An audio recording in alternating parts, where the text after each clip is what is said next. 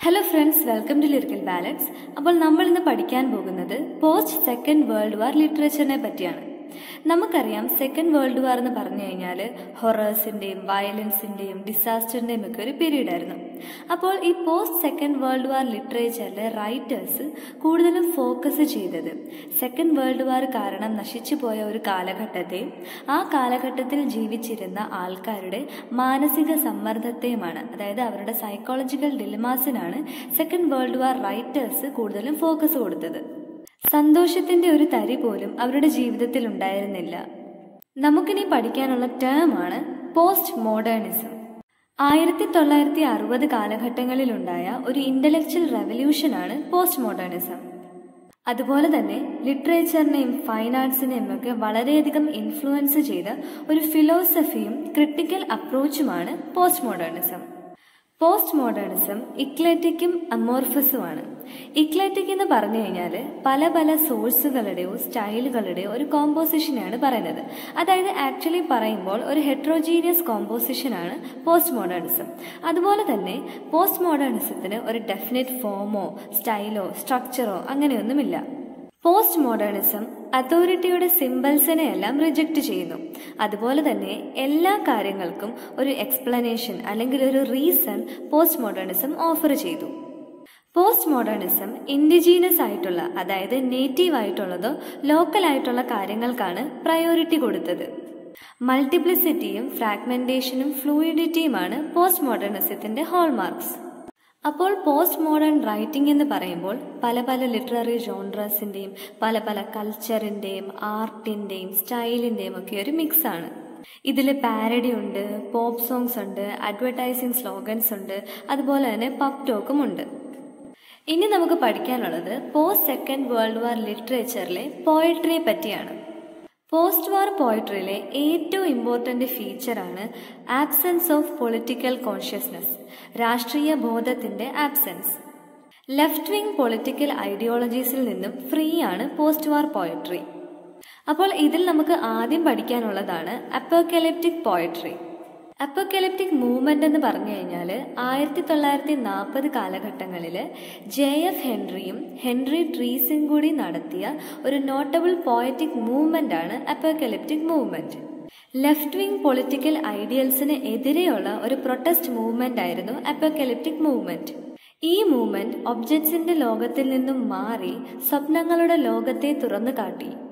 ഇവർ മെഷീനറിക്ക് എതിരായിരുന്നു. അതുപോലെ തന്നെ ഒരാളുടെ ഇൻഡിവിജ്വൽ വിഷൻ, ഒരു ലോകത്തെ അയാൾ എങ്ങനെ നോക്കി കാണുന്നു എന്നതിന് അവർ കൂടുതൽ ഇമ്പോർട്ടൻസ് കൊടുത്തു.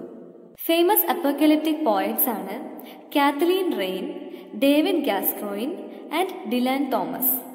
അടുത്തത് നമുക്ക് പഠിക്കാനുള്ളത് മൂവ്മെന്റ് പോയട്രിയെ പറ്റിയാണ്. ഒരു 1950 കാലഘട്ടമായപ്പോഴത്തേക്കും കുറച്ച് ഗ്രൂപ്പ് ഓഫ് പോയറ്റ്സ് 1940 കാലഘട്ടങ്ങളിലുണ്ടായ പോയറ്റിക് മൂവ്മെന്റ്, അതായത് അപ്പോക്കലിപ്റ്റിക് പോയട്രിക്ക് എതിരെ റിയാക്ട് ചെയ്തു. ഈ റിയാക്ഷന്റെ റിസൾട്ടായി വന്ന പോയറ്റിക് മൂവ്മെന്റ് ആണ് movement poetry. Major movement poets ആണ് Donald Davie, John Wain, Tom Gunn, Philip Larkin, Ted Hughes, Elizabeth Jennings and Dennis Joseph Enright. TS എലിയറ്റിന്റെയും എസ്ര പൗണ്ടിന്റെയും ഒക്കെ പെഡാൻറ്റിക് ആയിട്ടുള്ള, അതായത് ഭയങ്കരമായിട്ട് റൂൾസിനൊക്കെ ഇമ്പോർട്ടൻസ് കൊടുക്കുന്നതും, അതുപോലെ തന്നെ ഹൈബ്രോ പോയട്രി എന്ന് പറഞ്ഞാൽ ഭയങ്കരമായിട്ട് ഇന്റലക്ച്വൽ ആയിട്ടുള്ള ഭൗതികമായിട്ടുള്ള കാര്യങ്ങളെ പറ്റി എഴുതുന്ന ആ ഒരു സ്റ്റൈലിനെതിരെയായിരുന്നു മൂവ്മെന്റ് പോയറ്റ്സ്. അപ്പോൾ ഈ മൂവ്മെന്റ് പോയറ്റ്സ് ഭയങ്കരമായിട്ട് തീംസ് ഉപയോഗിക്കുന്നതിനെയും അതുപോലെ തന്നെ ഭയങ്കരമായിട്ട് സ്റ്റൈലിസ്റ്റിക് ഡിവൈസസ് ഉപയോഗിക്കുന്നതിനെയും ഒക്കെ അവർ ബാഡ് പ്രിൻസിപ്പിൾസ് ആയിട്ട് കൺസിഡർ ചെയ്തു. ഈ മൂവ്മെന്റ് പോയറ്റ്സ് പോയട്രിയെ കൂടുതൽ അപ്പീലിങ്ങും ഇന്റലിജിബിളുമാക്കി മാറ്റി. അതായത് ആളുകളെ കൂടുതൽ പ്ലീസ് ചെയ്യുന്നതും അതുപോലെ തന്നെ ആളുകൾക്ക് പെട്ടെന്ന് തന്നെ മനസ്സിലാക്കാൻ പറ്റുന്നതുമാക്കി മാറ്റി. അപ്പോൾ ഇതിന് അവർ ഉപയോഗിച്ച ലാംഗ്വേജ് ആണ് സാധാരണക്കാരുടെ ലാംഗ്വേജ്, അതായത് language of everyday life. Movement poetry അർബേനും ആന്റി റൊമാൻറ്റിക്കുമായിരുന്നു. മൂവ്മെന്റ് പോയട്രി പ്രസന്റ് ചെയ്തത് എഡ്യൂക്കേറ്റഡ് മിഡിൽ ക്ലാസിന്റെ പ്രോബ്ലംസും അതുപോലെ തന്നെ കണ്ടംപററി സൊസൈറ്റി, സമകാലീന സൊസൈറ്റിയിൽ നടന്നിരുന്ന പ്രോബ്ലംസിനെയുമാണ്. പക്ഷേ ഈ പ്രോബ്ലംസിനൊക്കെ ഒരു സൊല്യൂഷൻ കണ്ടെത്താൻ മൂവ്മെന്റ് പോയട്രിക്ക് കഴിഞ്ഞില്ല. മൂവ്മെന്റ് പോയറ്റ്സ് അവരുടെ റൈറ്റിങ്ങിന് വേണ്ടി ഉപയോഗിച്ചത് ട്രഡീഷണൽ വേർഡ്സ് ഫോംസ് ആണ്. അതായത് അയാംബിക് പെൻഡാമീറ്ററും സ്റ്റാൻസ ഫോമും റൈമും. ഇതേസമയം മൂവ്മെന്റ് പോയട്രിക്ക് കുറച്ച് ഡ്രോബാക്സും ഉണ്ടായിരുന്നു. ഏറ്റവും കൂടുതൽ എടുത്തു പറയാനുള്ളത് മൂവ്മെന്റ് പോയട്രിക്ക് ഒരു ക്വാളിറ്റി ഇല്ലായിരുന്നു എന്നതാണ്. അതുപോലെ തന്നെ സബ്ജക്ട് മാറ്ററിന്റെ യൂസ്ലെസ്നെസ്സും. അതുപോലെ തന്നെ ആർക്കും ഗ്രാൻഡ് തീംസ് വേണ്ടായിരുന്നു. മൂവ്മെന്റ് പോയറ്റ്സിൽ നമുക്ക് ആദ്യം പഠിക്കാനുള്ളത് ഫിലിപ്പ് ലാർക്കിനെ പറ്റിയാണ്. മൂവ്മെന്റ് പോയറ്റ്സിലെ ഏറ്റവും ഇമ്പോർട്ടന്റ് പോയറ്റാണ് ഫിലിപ്പ് ലാർക്കിൻ. അദ്ദേഹം പോയട്രിയെ ആളുകൾക്ക് കൂടുതൽ അണ്ടർസ്റ്റാൻഡബിൾ ആക്കി മാറ്റി. അദ്ദേഹം കുറച്ചു കാലത്തേക്ക് ഈറ്റ്സിന്റെ, അതായത് WB ഈറ്റ്സിന്റെ വളരെ വലിയൊരു ആരാധകനായിരുന്നു. അപ്പോൾ ഈ ആരാധന അദ്ദേഹത്തിന്റെ പോയട്രി കളക്ഷനായ ദ നോർത്ത് ഷിപ്പിൽ നമുക്ക് കാണാൻ കഴിയും. പക്ഷെ പിന്നീട് അദ്ദേഹം ഈറ്റ്സിൽ നിന്നും മാറി തോമസ് ഹാർഡിയുടെ ആരാധകനായി മാറി. അങ്ങനെ ഫിലിപ്പ് ലാർക്കിന് ഒരു ആന്റി റൊമാൻറ്റിക് പോയറ്റ് എന്ന ലേബൽ വീണു. അദ്ദേഹം ഒരു ലിറ്റററി നിഹിലിസ്റ്റ് ആയിരുന്നു. അതുപോലെ തന്നെ ഹ്യൂമൻ ലൈഫിൽ എൻജോയബിൾ ആയിട്ടുള്ള ഒരു കാര്യവും അദ്ദേഹം കണ്ടിരുന്നില്ല. അദ്ദേഹത്തിന്റെ പോയട്രിയിൽ സെക്യുലർ തീംസിനും അതുപോലെ തന്നെ ഓർഡിനറി വേൾഡിനുമാണ് ഫിലിപ്പ് ലാർക്കിൻ ഇമ്പോർട്ടൻസ് കൊടുത്തത്.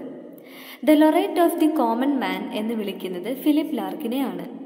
അദ്ദേഹത്തിന്റെ പോയട്രിയുടെ നോട്ടബിൾ ഫീച്ചേഴ്സ് ആണ് സബ്ജക്ട് മാറ്ററിന്റെ ഒറിജിനാലിറ്റി, അതുപോലെ തന്നെ റെഗുലർ ആയിട്ടുള്ള stanzaic forms, careful diction and artful syntax. അദ്ദേഹത്തിന്റെ പോയട്രി എക്സ്പോസ് ചെയ്യുന്നത് അദ്ദേഹത്തിന്റെ സീനോഫോബിയയും ആന്റി മോഡേണിസവും അതുപോലെ തന്നെ സെക്സിനോടുള്ള അദ്ദേഹത്തിന്റെ ആറ്റിറ്റ്യൂഡുമാണ്. അദ്ദേഹത്തിന്റെ മേജർ പോയംസ് ആണ് the north ship, the less deceived, new lines, the Whitsun weddings, high windows and collected poems. അദ്ദേഹം 2 നോവൽസും എഴുതിയിട്ടുണ്ട്. അതാണ് Jill and a girl in winter. ഇനി നമുക്ക് പഠിക്കാനുള്ളത് ടെഡ് ഹ്യൂഗ്സിനെ പറ്റിയാണ്. ടെഡ് ഹ്യൂഗ്സ് കൂടുതലും ആനിമൽ ഇമേജറിയാണ് ഉപയോഗിച്ചത്. എന്തിനാണ്? ഹ്യൂമൻ എക്സ്പീരിയൻസിനെ ഇന്റൻസിഫൈ ചെയ്യാൻ വേണ്ടി അദ്ദേഹം ആനിമൽ ഇമേജറിയാണ് ഉപയോഗിച്ചത്.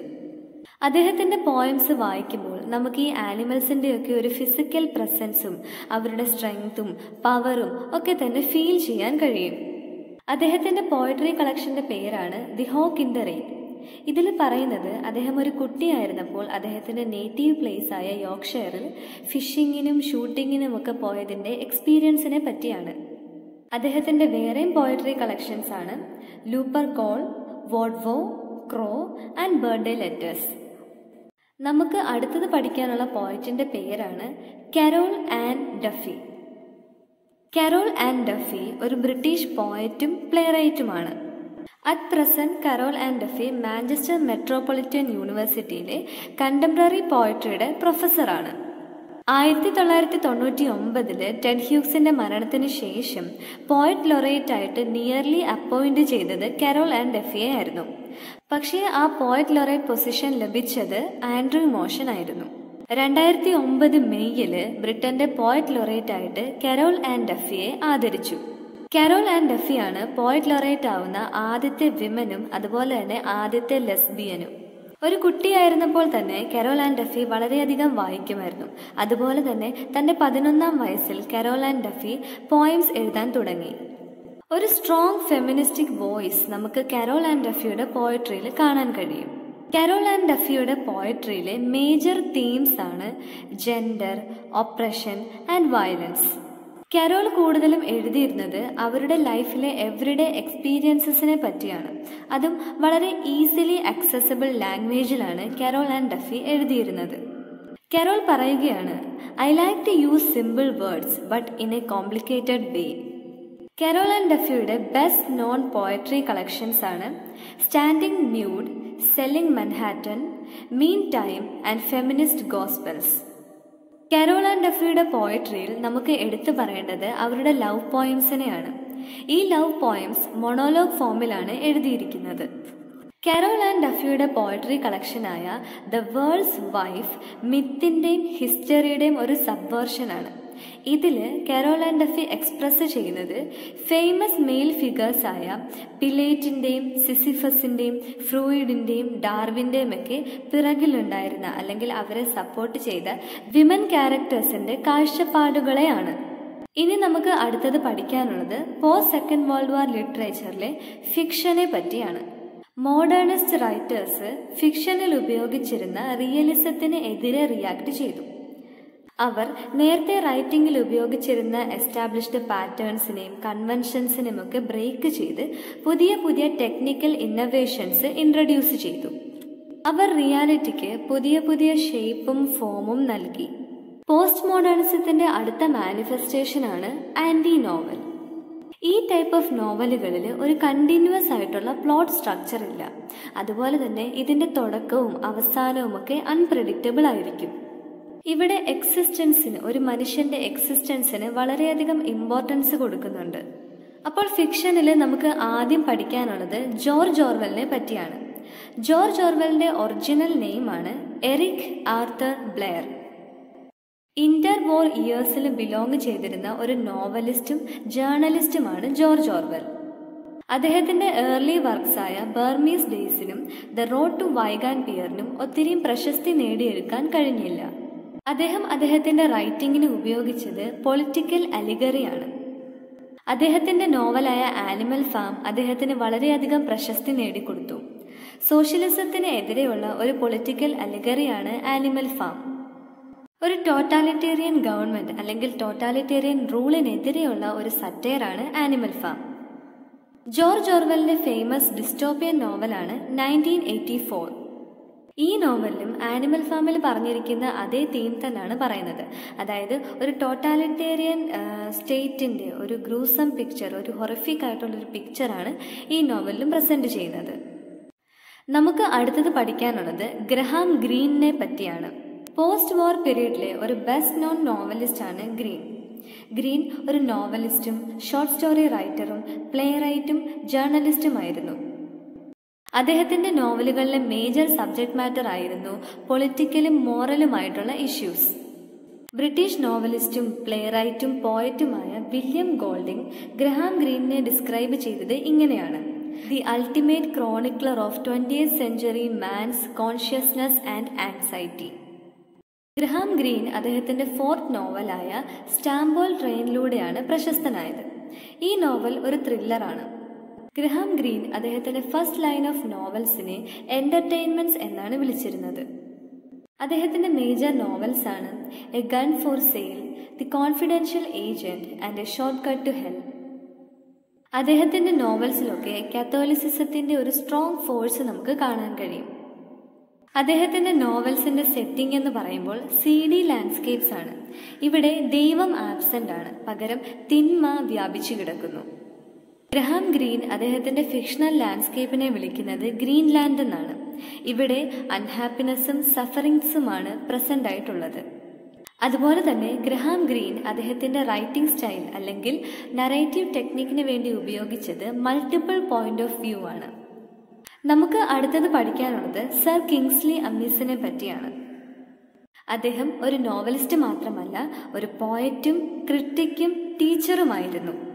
അദ്ദേഹത്തിന്റെ ലിറ്റററി കരിയറിൽ അദ്ദേഹം 20 നോവൽസും 6 വോളിയൂം ഓഫ് പോയട്രിയും അതുപോലെ തന്നെ ഒത്തിരിയും ഷോർട്ട് സ്റ്റോറീസും റേഡിയോ ആൻഡ് ടെലിവിഷൻ സ്ക്രിപ്റ്റ്സും എഴുതിയിട്ടുണ്ട്. 20th സെഞ്ച്വറിയിലെ ഫൈനസ്റ്റ് സറ്റൈറിസ്റ്റുകളിൽ ഒരാളാണ് sir Kingsley Amis. Contemporary British ലൈഫിനെ പറ്റി പറയുന്ന അദ്ദേഹത്തിന്റെ ഫേമസ് നോവൽസ് ആണ് that uncertain feeling, I like it here. റിയലിസത്തിൽ നിന്നും ഡീവിയേറ്റ് ചെയ്ത് എഴുതിയിട്ടുള്ള അദ്ദേഹത്തിന്റെ നോവലാണ് ദി ആന്റി ഡെത്ത് ലീഗ്. 1960കളിലെ ലണ്ടനിൽ സെറ്റ് ചെയ്തുകൊണ്ട് എഴുതിയിട്ടുള്ള നോവൽസ് ആണ് take a girl like you, I want it now and girl 20. അടുത്തത് നമുക്ക് പഠിക്കാനുള്ളത് സൽമാൻ റഷ്ദിയെ പറ്റിയാണ്. സൽമാൻ റഷ്ദി ഒരു ബ്രിട്ടീഷ് ഇന്ത്യൻ നോവലിസ്റ്റും എസ്സേയിസ്റ്റുമാണ്. അദ്ദേഹത്തിന്റെ ഡെബ്യൂ നോവലാണ് ഗ്രിമസ്. പക്ഷേ ഈ നോവൽ ഒത്തിരിയും പോപ്പുലർ അല്ലായിരുന്നു. സൽമാൻ റഷ്ദിയെ പോപ്പുലാരിറ്റിയിൽ എത്തിച്ച അദ്ദേഹത്തിന്റെ നോവലാണ് മിഡ് നൈറ്റ്സ് ചിൽഡ്രൻ. അദ്ദേഹം മാജിക്കൽ റിയലിസവും ഹിസ്റ്റോറിക്കൽ ഫിക്ഷനും അദ്ദേഹത്തിന്റെ നോവലുകളിൽ ഉപയോഗിച്ചു. അദ്ദേഹത്തിന്റെ ഫോർത്ത് നോവലായ ദ സാറ്റാനിക് വേഴ്സസ് മുസ്ലിംസിന്റെ ഇടയിൽ ഒത്തിരിയും കോൺട്രവേഴ്സീസും പ്രൊട്ടസ്റ്റും ഉണ്ടാക്കി.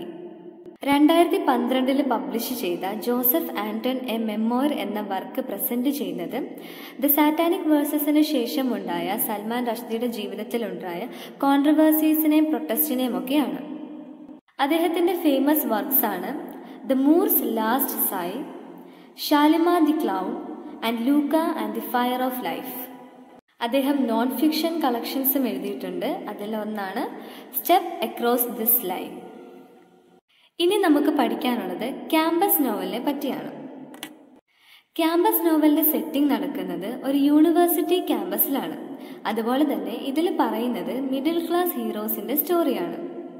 കൂടുതലും ക്യാമ്പസ് നോവൽസ് എഴുതിയിരിക്കുന്നത് അക്കാഡമിക്സ് ആയിട്ടുള്ള നോവലിസ്റ്റുകളാണ്. ഫേമസ് ക്യാമ്പസ് നോവലിസ്റ്റുകളാണ് Kingsley Amis, John Braine, Philip Larkin, William Cooper, David Lodge and Malcolm Bradbury. Famous campus novels ആണ് കിങ്സ്ലി അമിസിന്റെ ലക്കി ജിം, ഡേവിഡ് ലോഡ്ജിന്റെ ചേഞ്ചിങ് പ്ലേസസ് ആൻഡ് മാൽക്കം ബ്രാഡ്ബറിയുടെ ദ ഹിസ്റ്ററി മാൻ. നമുക്ക് അടുത്തത് പഠിക്കാനുള്ളത് ഗ്രാഫിക് നോവലിനെ പറ്റിയാണ്. ഒരു അഡൽട്ട് കോമിക് കൾച്ചറാണ് ഗ്രാഫിക് നോവൽസിലൂടെ പ്രസന്റ് ചെയ്യുന്നത്. കൂടുതലും പിക്ചേഴ്സിലൂടെയാണ് ഇതിലെ സ്റ്റോറി പറയുന്നത്. പോസ്റ്റ് വാർ ബ്രിട്ടനിലും അമേരിക്കയിലും ഗ്രാഫിക് നോവൽസ് വലിയൊരു പോപ്പുലാരിറ്റി തന്നെ നേടി. നമുക്കിനി പഠിക്കാനുള്ളത് പോസ്റ്റ് സെക്കൻഡ് വേൾഡ് വാർ ലിറ്ററേച്ചറിലെ ഡ്രാമയെ പറ്റിയാണ്. 1940 കാലഘട്ടങ്ങളിൽ വേഴ്സ് അല്ലെങ്കിൽ പോയറ്റിക് ഡ്രാമ കടന്നു വന്നു. ഒരു ഫേമസ് പോയറ്റിക് ഡ്രാമയാണ് T.S. എലിയറ്റിന്റെ മർഡർ ഇൻ ദ കത്തീഡ്രൽ. അപ്പോൾ ഈ ഡ്രാമയെ ഫോളോ ചെയ്ത് വന്ന T.S. എലിയറ്റിന്റെ വേറെ ഡ്രാമാസ് ആണ് The Family Reunion, The Cocktail Party, The Confidential Clerk and The Elder Statesman. Poetic ഡ്രാമയിൽ എടുത്തു പറയേണ്ട ഒരു ഫേമസ് പ്ലേ റൈറ്റ് ആണ് ക്രിസ്റ്റഫർ ഫ്രൈ. അടുത്ത ഇമ്പോർട്ടൻറ്റ് ഫോം ഓഫ് ഡ്രാമയാണ് well made play. Well made play എന്ന് പറയുമ്പോൾ ഹ്യൂമൻ റിലേഷൻഷിപ്സിനെ ഫോക്കസ് ചെയ്തുകൊണ്ടുള്ള ഡ്രോയിങ് റൂം കോമഡീസ് ആണ് വെൽ മെയ്ഡ് പ്ലേസ്. ഈ ഡ്രാമാസ് കൂടുതലും മിഡിൽ ക്ലാസ് ആളുകളെ അപ്പീൽ ചെയ്തു. വെൽ മെയ്ഡ് പ്ലേയുടെ ഒരു എക്സാമ്പിൾ ആണ് The Winslow Boy. 1956 English stage company establish ചെയ്തു. ഇത് ഇംഗ്ലീഷ് ഡ്രാമയ്ക്ക് പുതിയൊരു ടേൺ തന്നെ നൽകി. ഈ സ്റ്റേജ് കമ്പനി കൂടുതലും എൻകറേജ് ചെയ്തത് നേറ്റീവ് റൈറ്റേഴ്സിനെയാണ്, അതുപോലെ തന്നെ കോണ്ടിനെന്റൽ പ്ലേസിനും. ഈ ഡ്രാമാസ് ഡെപ്പിക്റ്റ് ചെയ്യുന്നത് വർക്കിംഗ് ക്ലാസ് പീപ്പിളിന്റെ ഫെയിലിയറിനെയും ഫ്രസ്ട്രേഷനെയുമാണ്. ഇംഗ്ലീഷ് സ്റ്റേജ് കമ്പനി കൊണ്ടുവന്ന കോൺസെപ്റ്റാണ് ആംഗ്രി യങ് മാൻ. അതുപോലെ തന്നെ ഇത് കിച്ചൺ സിങ്ക് ഡ്രാമ എന്ന ടൈപ്പ് ഓഫ് ഡ്രാമയ്ക്കും വഴിയൊരുക്കി. ജോൺ ജെയിംസ് ഓസ്ബോണിന്റെ ഫേമസ് പ്ലേ ആയ Look Back in Anger epitomise ചെയ്യുന്നത് ഡിസാറ്റിസ്ഫൈഡ് ആയിട്ടുള്ള, ഡിസെൻചാന്റഡ് ആയിട്ടുള്ള ഒരു ആംഗ്രി യങ് മാൻ ജനറേഷനെയാണ്. ഈ സമയത്ത് വന്ന അടുത്ത ഡ്രാമയാണ് absurd drama. The theatre of the absurd എന്ന ടേം ആദ്യമായിട്ട് കോയിൻ ചെയ്തത് ഇംഗ്ലീഷ് ക്രിട്ടിക്കായ മാർട്ടിൻ എസ്ലിനാണ്. സാമുവൽ ബെക്കറ്റിന്റെയും ഹാരോൾഡ് പിന്ററിന്റെയും ജീൻ ജെനറ്റിന്റെയും ഒക്കെ പ്ലേസിനെ ഡിസ്ക്രൈബ് ചെയ്യാൻ വേണ്ടിയാണ് അദ്ദേഹം ഈ ടേം കോയിൻ ചെയ്തത്. ഈ ഡ്രമാറ്റിസ്റ്റുകളുടെയൊക്കെ നാടകങ്ങളിലെ മേജർ ക്യാരക്ടറിസ്റ്റിക്സ് ആണ് അതിലെ non linear plots, meaningless lifes ജീവിക്കുന്ന ഹാൻഡിക്യാപ്ഡ് ആയിട്ടുള്ള ക്യാരക്ടേഴ്സ് ഒക്കെ. ഈ നാടകങ്ങളിലൂടെ അവർ പറയാൻ ശ്രമിക്കുന്ന മേജർ കോൺസെപ്റ്റ് ആണ് nothing happens, nobody comes, nobody goes, it's awful. Absurdist ഡ്രാമയുടെ ഏറ്റവും വലിയൊരു എക്സാമ്പിൾ ആണ് സാമുവൽ ബെക്കറ്റിന്റെ വെയിറ്റിംഗ് ഫോർ ഗോഡോട്ട് എന്ന ഡ്രാമ.